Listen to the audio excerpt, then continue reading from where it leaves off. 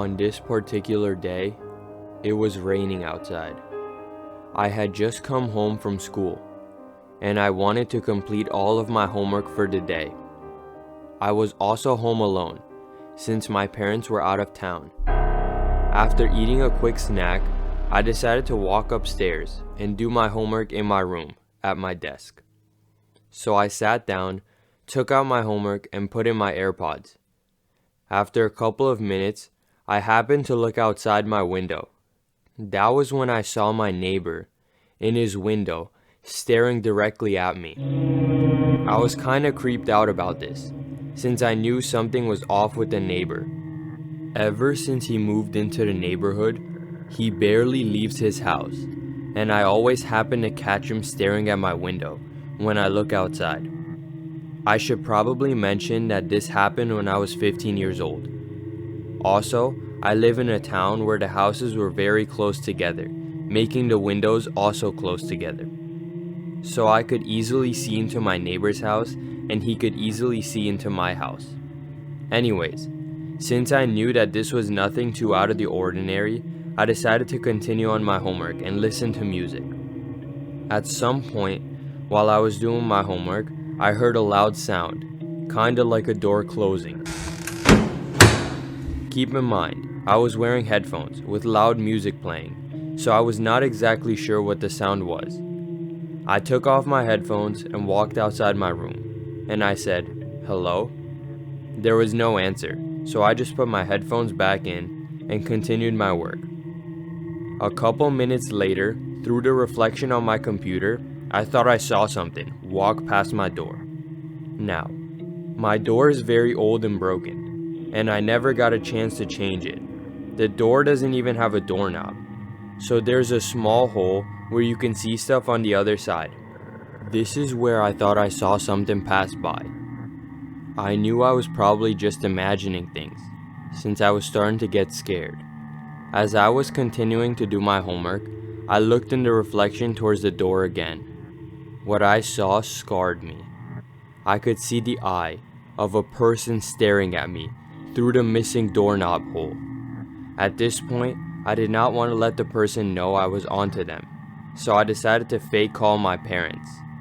I knew if I attempted to call 911, things might have gone wrong. I was pretending to talk to my parents, and I even said out loud, "Oh, alright, so you're gonna be home in about 5 minutes. This seemed to work, as I saw the eye disappear from the missing doorknob hole. That was when I took off my headphones and slowly walked over to the door. As I looked through the hole, I could see my neighbor quickly running down the steps and outside my house. A sigh of relief hit me, as I knew I would be safe now. I ran downstairs and locked the door. Then I called the cops on my neighbor. After this experience, I decided to move out shortly after. To this day, I am not sure what would have happened if I did not see the reflection of my neighbor through the computer. This took place on a Friday night. My friend and I just finished school, and we decided to hang out at his house playing some soccer. On this particular night, it was very hot and humid, as summer was finally approaching. After school, I quickly went to my house, grabbed some cash, and rode my bike to my friend's house. His house was located 2 minutes from mine, so it was a short bike ride. Once I arrived, my friend also grabbed some cash, and we both went to McDonald's to get some food. After we finished eating, we walked home and decided to play some soccer to pass the time. At some point during our soccer game, I was taking shots on my friend while he was in net. I ended up kicking the soccer ball over into my friend's neighbor's backyard. Obviously, we both decided to go retrieve our soccer ball. Since my friend and I always kicked the soccer ball into the neighbor's yard, they already gave us permission to just walk into their backyard at any time to get the ball back. So that's what we did. We slowly walked over to their backyard door and opened it. Once inside, we both started looking for the soccer ball to try and find it as fast as possible. The neighbor's backyard was decently sized, so it was always a struggle to find a ball. As I looked at one of the bushes, I could see the orange color of our soccer ball. I walked over to the bush and grabbed the ball. As I was doing that, I heard some leaves rustling from a nearby bush in their backyard. My eyes shifted over in the direction of the sound. There was a man sitting inside one of the bushes. He was staring at me. He was also wearing all black clothes. I was frozen in fear. I looked towards my friend who was still searching for the soccer ball. At this point, I decided not to panic and tell my friend that I found the ball. As soon as I said that, the man started running out of the bushes chasing me. That was when my friend noticed, and he also started running away. Before my friend and I could run out of the gate, I felt somebody tackle me to the ground. As I was on the ground, I started kicking and punching at the guy. My friend also kicked the guy off of me. Since I was free now, I got back up and was about to run away when we heard the door to my friend's neighbor's house open. He walked out holding a gun in his hand. He pointed the gun at the man and told him not to move. Then he called the cops and after made sure my friend and I were safe. When the police arrived, they took the man in handcuffs and they left. My friend's neighbor made sure to thank both of us, as he was sure the guy was probably going to break into his house. My brother saw a ghost as a kid. 2 decades later, I realized what he actually saw. This is the story of the boy terrorized by an escaped prisoner. It all started on a summer night. I was about 7 years old. My brother was 10. It was well past our bedtime. Our mom was asleep on the couch in the living room, while my brother and I were gaming in our rooms. We were playing Call of Duty, when suddenly we heard our mom's footsteps up the stairs. She had just woken up off the couch and walked into our rooms to put us to bed. Our dad worked construction, and he was out of town, so it was often just the 3 of us in the house for weeks on end. In order to understand the story, you need to understand the layout of the house. Up the stairs and to the immediate right was our parents' bedroom. Going left put you in the middle of a hallway. Taking another left down the hallway led to my brother's room. The opposite end was my room, which was also across the hall from our upstairs bathroom. At either end of the hallway are window doors we always keep locked and rarely used. The door on my end led to a balcony overlooking our front yard. The door on my brother's end opened to our back porch. This all happens because the house was built to lean into a hill. Anyways, my brother and mom both had a habit of waking up in the middle of the night to use the bathroom. I only knew this because I was always a light sleeper, so every time the toilet got flushed, I would wake up. This night, however, my brother stopped on his way to his room. He looked terrified. He slowly started walking back to the bathroom and in my mom's room. At this point, I could still faintly hear everything that was being said. I'm going to try to pee before I go to bed. This past few nights, I've been too afraid to walk to the bathroom. I keep seeing a man wearing stripes at the end of the hallway, my brother said, towards my mom. I don't know if my mom was half asleep or just didn't care to react. I guess she wrote it off as my brother telling ghost stories to try and scare me. I could not shake the feeling that she didn't react at all to my brother's confession.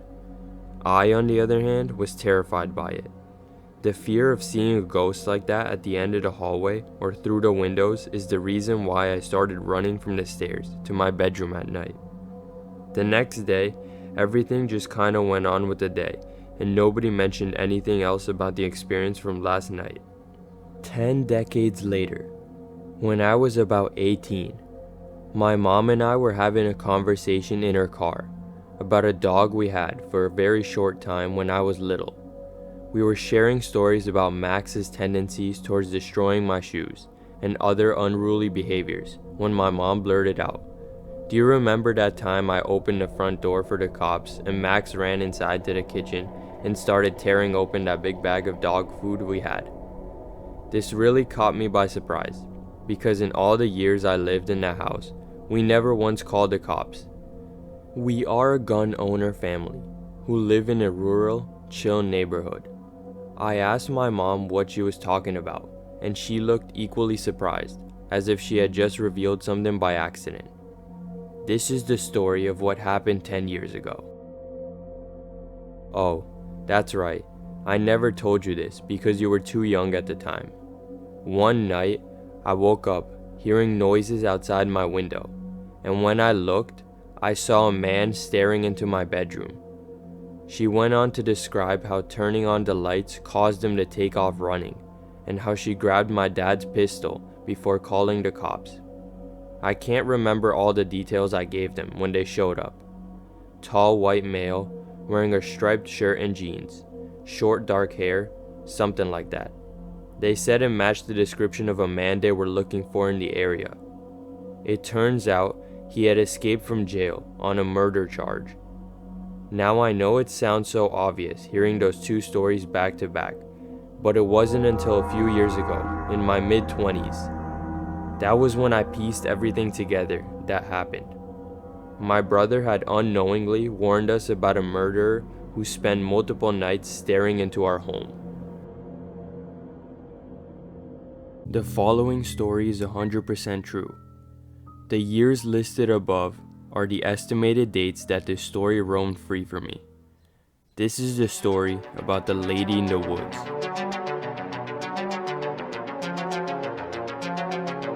Location: mid-sized city, located roughly 2.5 hours southwest of Chicago. The town sits right on the Mississippi River, bordering the state of Iowa. The lady in the woods was sighted at a small park, smack dab in the middle of town. The park is surrounded by roughly 4 to 5 acres of timber. Sometime in roughly 1993 to 1994 was the first time I heard about the lady in the woods. I was in 5th grade, hanging out with some other boys on the grade school grounds. The story is your typical ghost story. At our local hangout, at Mel Park, a child went missing after the sighting of a ghost. More specifically, the ghost of a woman dressed in all white. They didn't know the name of the child, but claimed it happened in 1987. Another boy chimed in. There was also an adult who went missing the night after sighting of the same ghost a few years later. In both cases, the sightings happened after the park closed, well after midnight. The park is nestled in between neighborhoods, and there have been reports of people who have moved out of their homes after seeing the woman drift through the woods. There were other stories I heard in the years after. This included witchcraft, Satan worshipping, kidnapping, murder, and the occult. The story gained more momentum when another boy in our class, a few months later, found a pentagram spray painted on a tree. We actually rode our bikes out to see it. It was definitely there, crudely painted in what looked like real hurry. It was one of those things where there was no real way to know if the pentagram was part of the story, or was put there because of the story. When you're in 5th grade, you rarely stop to think these things through. You only see what's in front of you, and what I was seeing was definitely creepy. May of 1995. A friend of ours named Michael lived only a block away from Mel Park. His parents decided to allow him to have a sleepover for his birthday party. He invited 10 of us to stay the night, just doing what boys do. That night, you can imagine where this thing headed. Michael knew all about Mel Park ghost stories.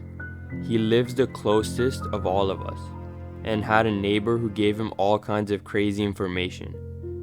He rehashed a lot of stories we had already heard, and even added a few others.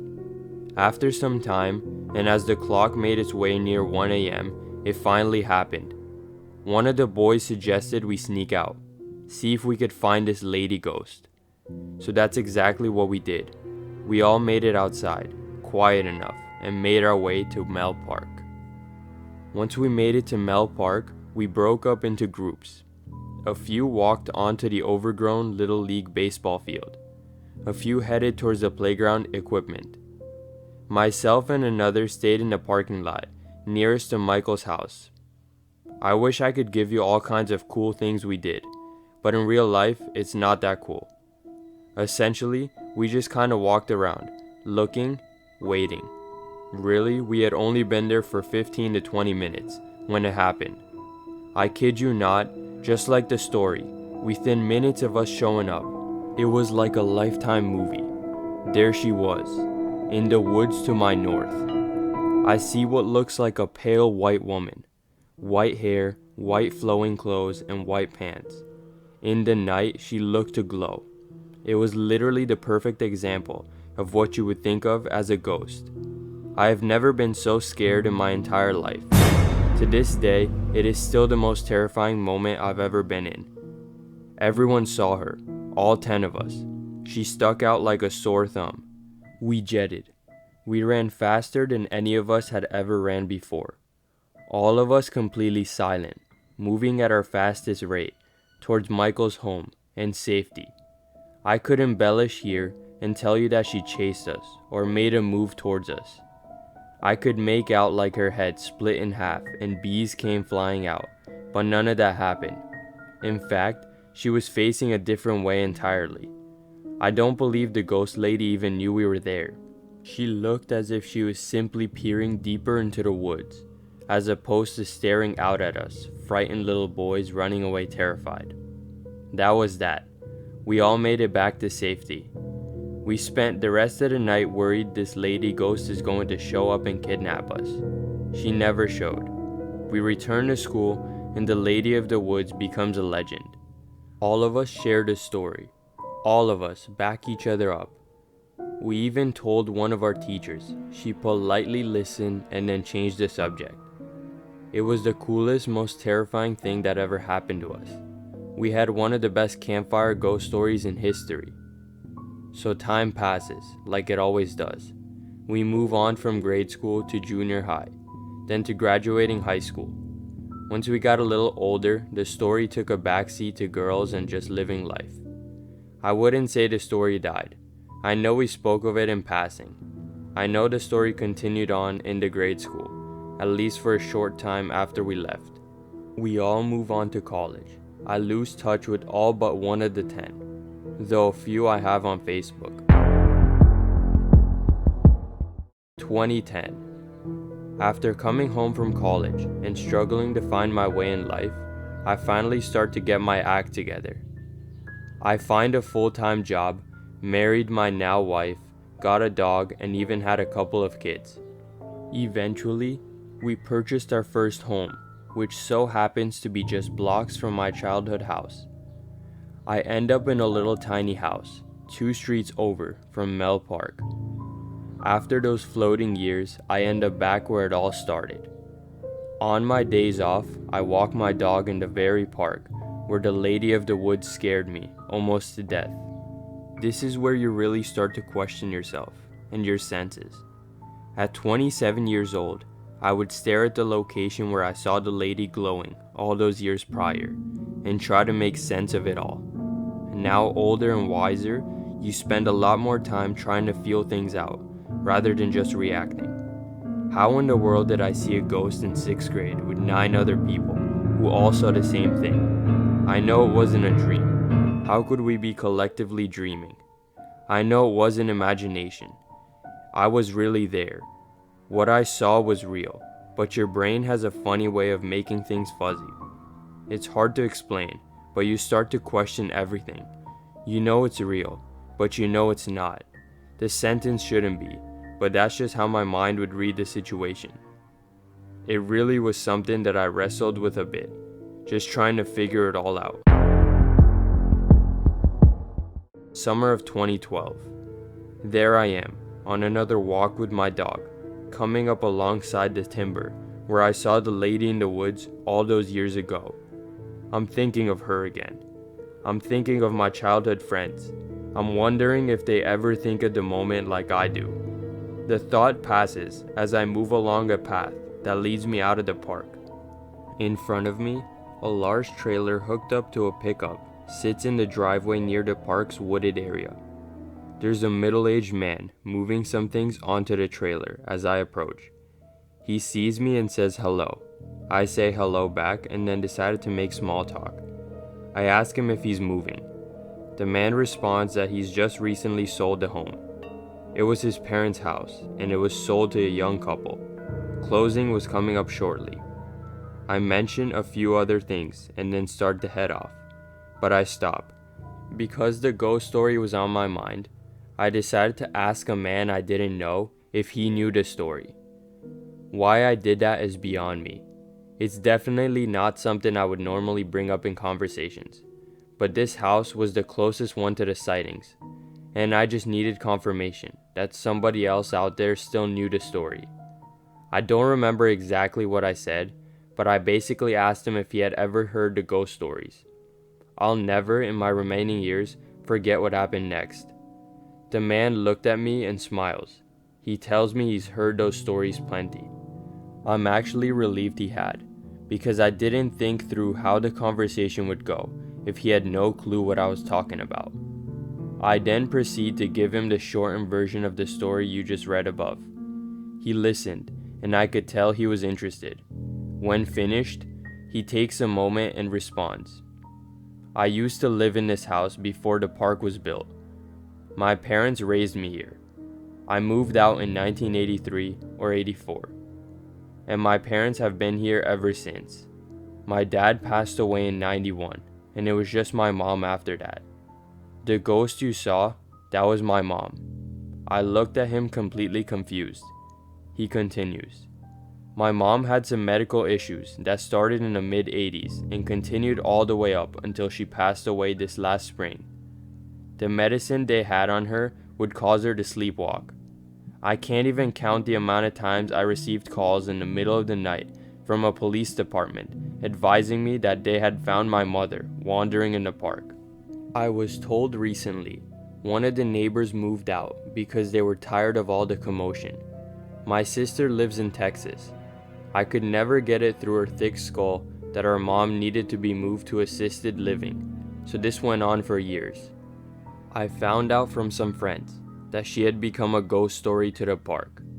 You see, my mom had a favorite robe that was all white and always slept in the same pearl silk pajamas.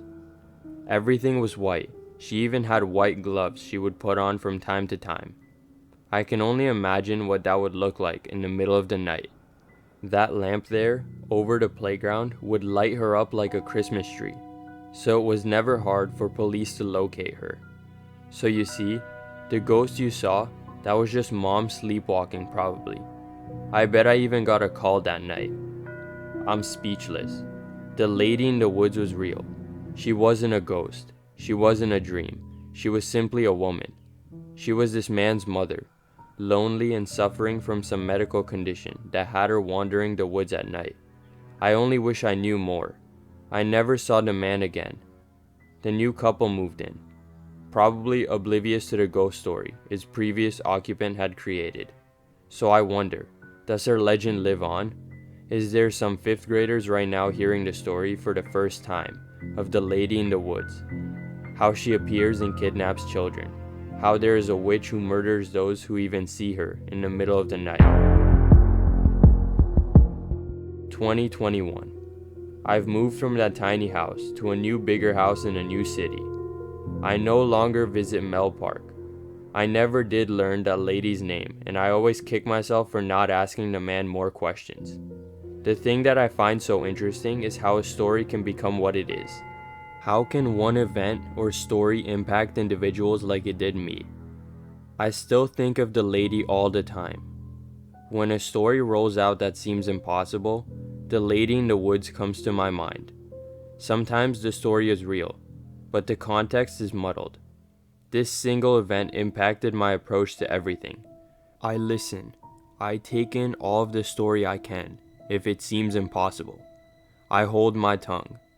Maybe it is impossible, or maybe it's just being interpreted wrong. Before the main story, a series of strange events have happened that all connected to the main story. Here are those strange experiences. About a year ago, I moved my family and I to a home way out in the woods in Tennessee. The nights here can be extremely loud. Between the crickets, the tree frogs, and the cicadas, it can almost be deafening. One night not too long after we moved in, I had forgotten something in my car and headed outside to get it. The first thing that struck me, as odd as it was my dog wouldn't go outside with me. My dog goes everywhere with me, as I am her whole world, but not this night. As I held the door open, she looked out, then looked up at me like nope. So I walked out and shut the door behind me. The second thing that caught me off guard was that there was not a peep, it was dead silent. Still shrugged this off and walked down my front steps and headed down to my car. When I had gotten about 10 feet from my car, the hairs on my back of my neck stood up. I felt as though something was watching me. I looked around, but saw nothing. After I reached in my car for what I had forgotten to grab earlier, I had this feeling like something was moving towards me. I took a step back and checked around me. All of a sudden, I heard one of my hedges next to me that lined the walkway to our front door rattle. At first, I thought it was a rabbit that I had spooked, as I had seen one just earlier in the day, right where this was. A few seconds later, I heard the sound of a large rock, landing a few feet away from me. It hit the walkway and bounced into a shrub. I drew my gun and called out and said whoever this was is about to get shot. After a few seconds of nothing, I began to think that maybe this was some local teenagers messing around with the new people. I holstered my sidearm, turned, and started walking back to my front door. Almost as soon as I turned towards my house, I heard this deep panting sound. It sounded like a huge dog, but what made me nope back to my front door was that it sounded like it was right behind me. I leaped up onto my front porch, turned, and drew my gun again, expecting something right there, but again, there was nothing. A couple weeks later, I was on my porch at night, sitting on a bench with my wife. She got up and walked inside to get something, and as soon as she shut the door, I heard that panting sound again. I couldn't see anything, yet this sounded like it was right on top of me. The sound was coming from everywhere, and it was very loud. Again, I couldn't see anything, so I noped it back inside my house. Now, at this point I was questioning moving here, but after nothing else really happened, I let it go. A month or so later, it was a really rainy and stormy night. This was around 9 p.m., and my wife and I enjoy listening to the rain and talking about how relaxing the rain is. Me growing up in Oregon loved the rain, and for the past 10 years, we lived in Vegas, where it would dump the entire year of rain in one day, then be bone dry for the rest of the year. For my wife, who grew up in Nevada, rain was such a rare thing. She loved going outside and watching the rain. So for us, this is an enjoyable experience. Except for this night, in particular, things took a weird turn. As we were sitting there talking about the rain and relaxing, my wife stops me and said, "Did you hear that?" "No, what did you hear?" "I swear it sounded like a small child calling for help out in the woods beside our house." "No, I didn't hear anything." After a few moments of us listening intently, she said, "There it is again." "I didn't hear a thing, sweetie. Are you sure you're not just hearing things?" She looked at me offended that I didn't hear anything and said, "Now I am positive. How could you not hear that? It was our son. I think he's out there and got lost." "No, he's not. He's in the house sleeping on the couch." We then both looked through the blinds that were open right behind us, and we could see all of our children lying there. She said, "That's so weird. I swear it sounded like our son." "Well, it isn't him. He's right there. Besides, I don't hear anything." She then stands up and says, "Wow, he's really crying out for help. I need to go look for him." Now, at this point, if you know my wife, you would know she is absolutely creeped out by the woods and wouldn't be caught dead walking into them during daylight, much less at night during a storm. I grabbed her hand. I've been listening intently, and there is absolutely nobody calling out for help. You need to stay here. At this point, I am getting worried about her. She was acting completely out of character, not to mention that at this time, she is 8 months pregnant with our baby daughter. She then says, "What if there's some child out there, lost in the woods?" Well, first off, I would be able to hear them too. Secondly, there are no other kids around here for miles, and the odds of them being lost 100 feet from our house that's lit up like a Christmas tree is nil. She then says, "I know, but what if it's a kid?" Before I could say anything else, she stands up and starts walking towards the stairs. I jumped up and grabbed her hand again and said, "No, you're not. Get in the house. I don't know what's going on, but you need to get inside." She then complies and we both go inside. I didn't know what this was, but it freaked me out. A few months after this, just as it was getting dark outside, I heard the front door to our house open, and I got up to investigate. We have autistic 6-year-old twins, and we have the door set up so that they can't open it without us there. So to hear this sound, it could only be my wife. What was weird was the fact that she usually doesn't go outside without saying something to me. I walked up front and saw my wife walking down our private road towards the drive on the side of our house. I asked her what she was doing, and she said she was sitting on the back patio and kept hearing a baby crying out in the woods. I said, "Seriously? And you just decided to walk off into the woods to investigate?" She then looks out into the woods and says, "See, there it is again." Again, I can't hear anything, but what I did notice is that it was completely silent out there. I told her just like before, the chances of a baby being out in the woods outside our house is slim, and that she needed to get back in the house. She said, "What if someone left a baby out there?" Well, if that were really true, I would hear it too. Now at this point, I was really starting to worry about my wife's mental health. I actually asked her to see a psychiatrist, and she did. Now looking back, I feel really bad about this, knowing what I know. A key to this moment was that my wife had just given birth to a baby girl a month before. A few days after this, we were out front on the porch. It's early evening, and I had just mowed the lawn this day, and our 3-year-old son was riding around on his little car in front of our house. Now, he knows that he is not allowed outside of a certain area that we mapped off. He loves playing outside, but with the road behind 50 feet from our front porch, we have to be careful, as a lot of boaters will fly through after drinking all day on their boats. As we were talking, we are both keeping an eye on him. A neighbor drives by and stops to say hi for a second. This interaction took approximately 8 seconds, as all they said was, "How are things?" We said good, and he told us he would stop by later, as his wife got something for the kids.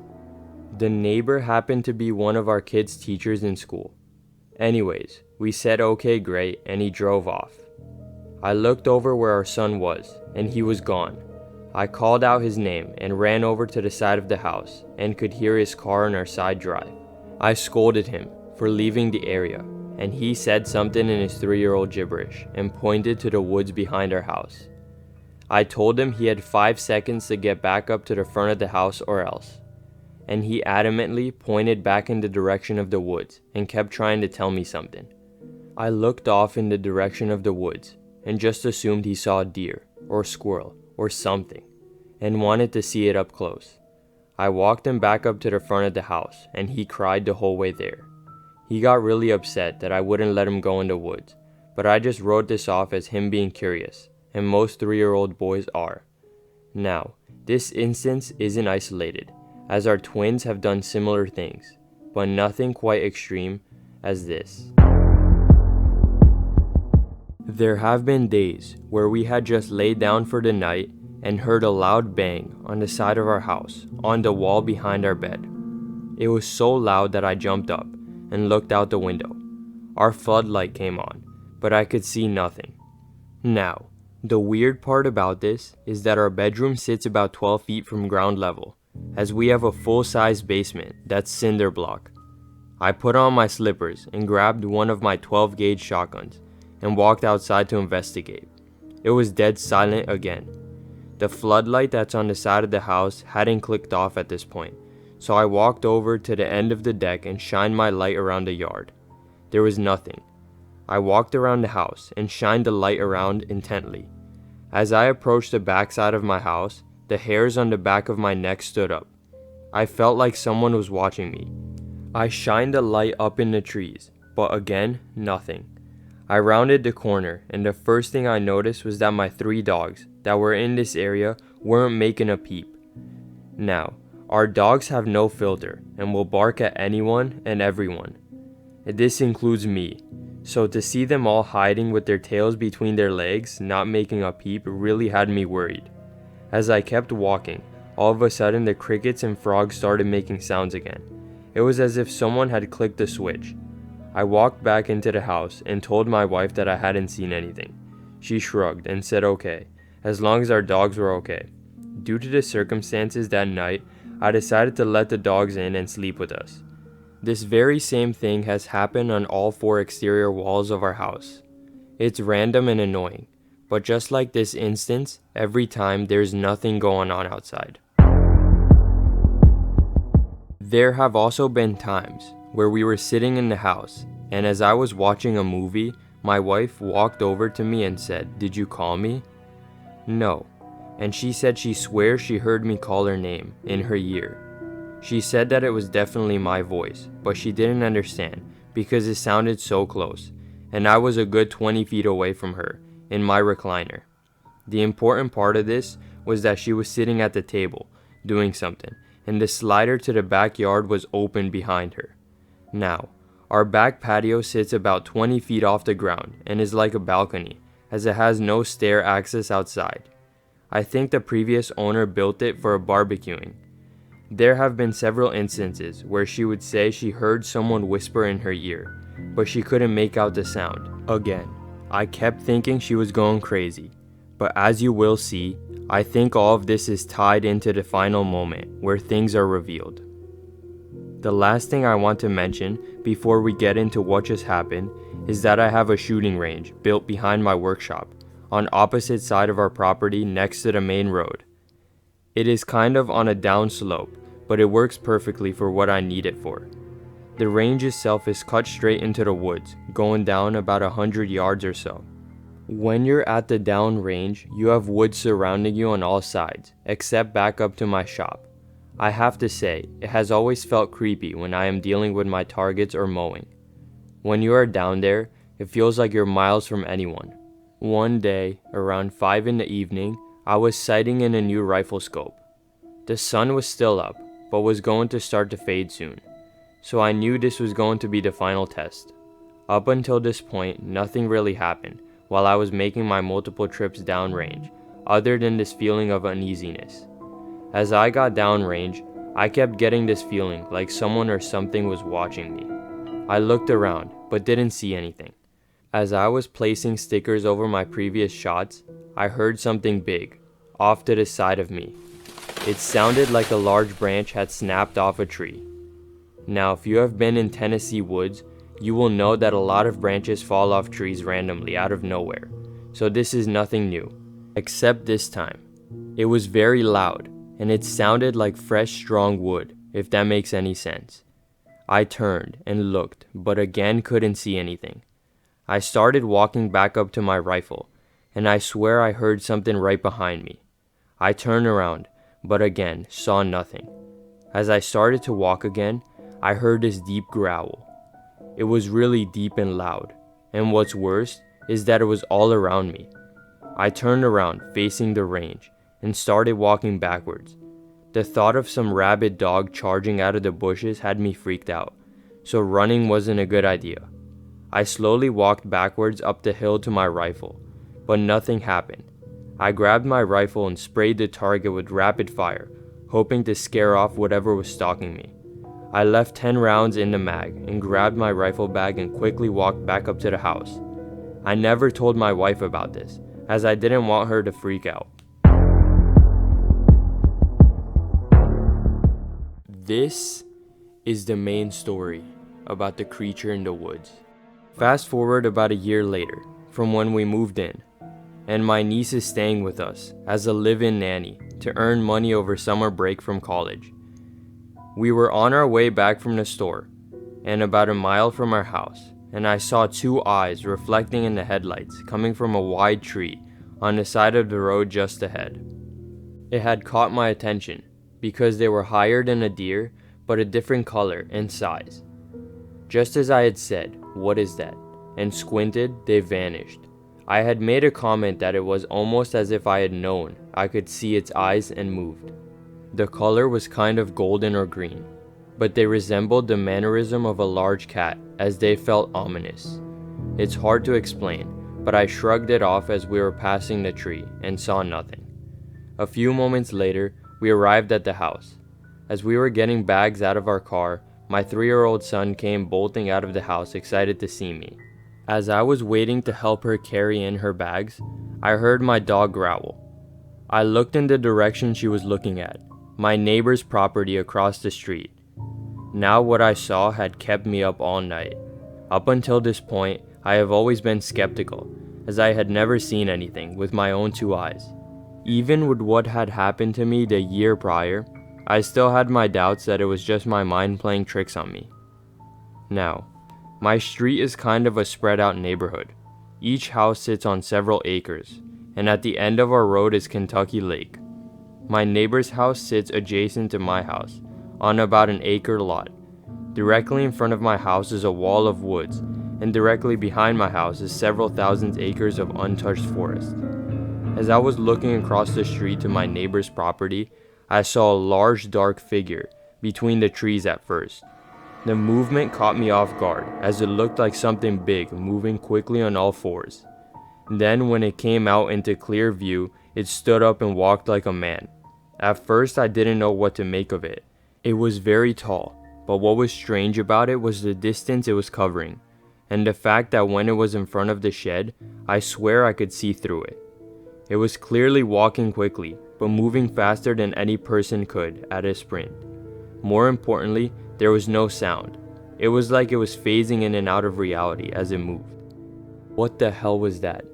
In that moment, I realized that it was looking directly at us.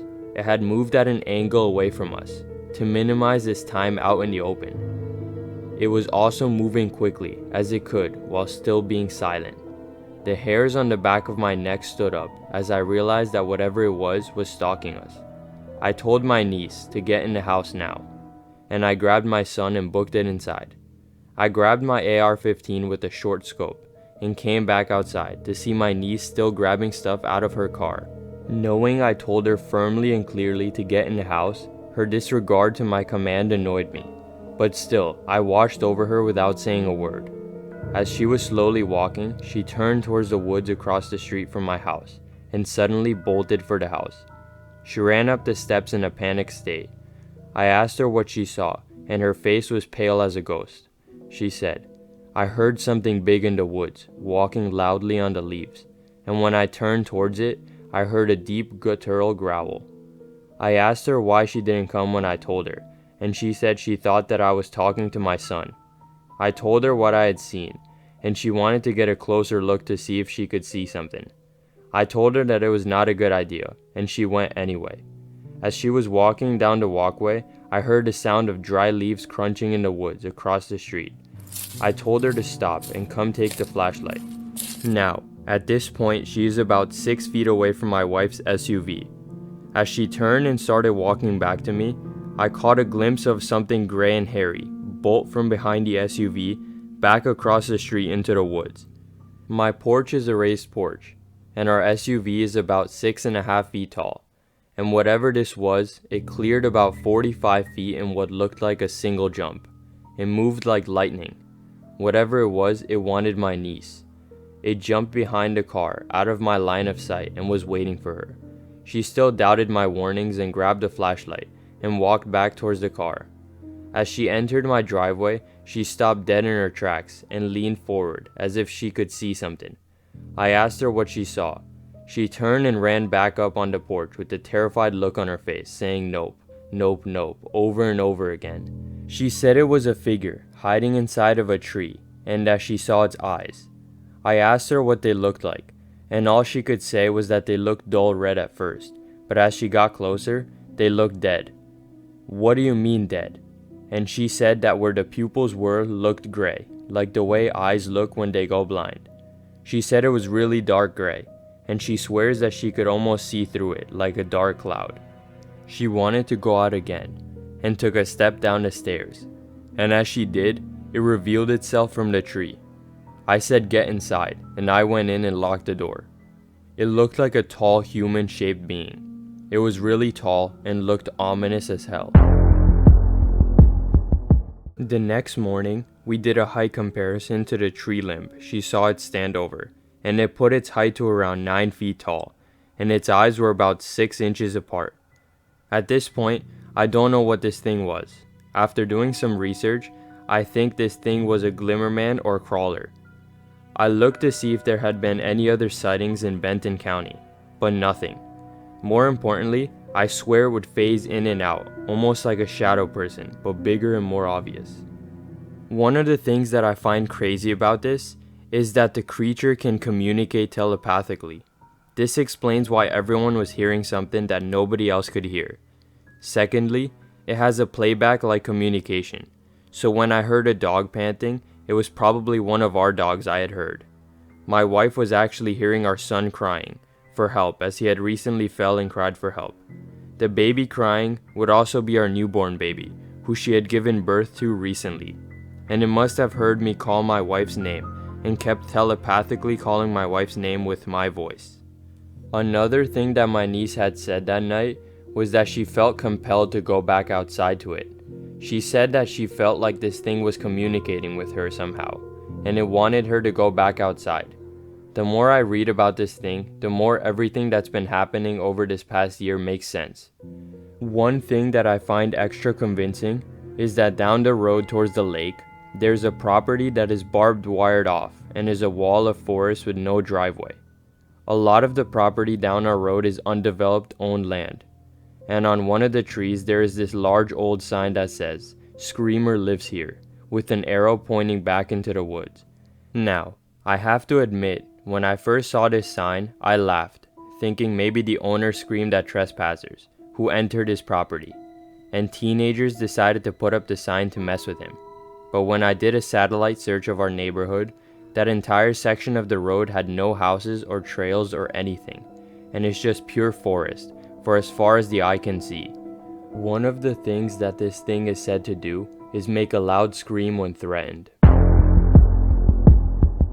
The one thing that I would like to add in this update that I hadn't thought was connected took place 2 to 3 weeks ago. My wife and I had been in an argument about something silly. She decided to walk back into our woods to clear her head. I was on the back patio when I noticed her walking down our shooting range. I asked her where she was going, and she said to cool off. Now I know the chances of something happening to her was slim, but I found it odd that she would choose to go in the woods rather than simply walking down the road. I quickly got dressed and went down to try and bring her back. I went to the end of the shooting range and called out her name. After a few minutes of calling out, I heard nothing, not a peep or a twig or anything. Now, the weird part is that it is impossible to move around these woods without making any sound, especially for her. I was worried that she was walking too far, but I had to get back into the house as our children were alone. It freaked me out because it was as if she had vanished. I went back into the house and debated calling someone, but figured I would give her a little more time. I went to the back patio and waited. After about an hour, I started to get really worried. I called out her name again and decided that I would call if she hadn't returned at the hour-and-a-half mark. After another 20 minutes went by, she came walking back out of the woods. Angry that she had worried me so much, yet also relieved, I asked her what she was thinking. She said what? As she walked back up into the house. She came in and looked at me like I was crazy. "Did you not hear me calling out to you?" She said she only heard me once, and she replied, "Now this is where it gets crazy." She said, "I have only been gone for 10 to 15 minutes. Why are you freaking out?" When I told her that she had been gone for an hour and 20 minutes, she didn't believe me. She also said that when she went down there, she didn't go very far. But when she turned around, she started walking and got worried that she was lost. She said she didn't recognize where she was, but something told her to keep walking. She said it felt very strange and that the air felt different. When she came back out of the woods, she was relieved to see the house. Now, the part that upsets me the most about this was that where she said she was is impossible. I was literally standing 20 to 30 feet away from that spot. If she had been there, not only would I have seen her, but she could have talked to me in a normal voice. More concerning is that you can see the house from this spot, and how she felt lost is mind-boggling. I don't know what this was. I thought that again, she was just losing her mind. After reading a lot of responses, I feel that what happened to her was real. I plan to go back to where she was, with her, to prove that you could see the house from there. But I want her to show me exactly where she went, so that we could start to figure this mystery out.